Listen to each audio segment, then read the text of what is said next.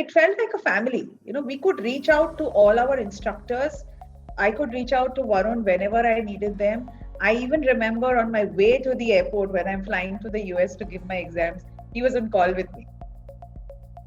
So that was a fabulous support. He's like, you just go, you'll crack it, don't worry.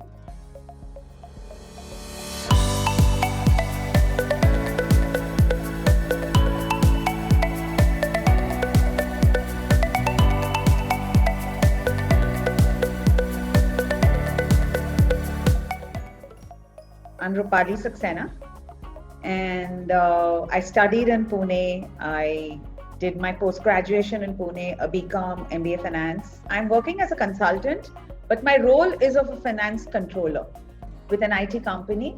Varun was very helpful along with the other instructors, and those days there were no online sessions. We used to have in-class sessions. Thoroughly enjoyed them. It really knocked my brains out, I would say, but I got a helping hand. The content, the textbooks were very well summarized, and it was a capsule.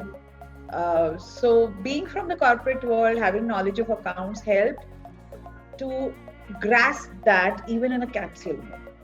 And his mnemonics really help when you're writing the CPA paper.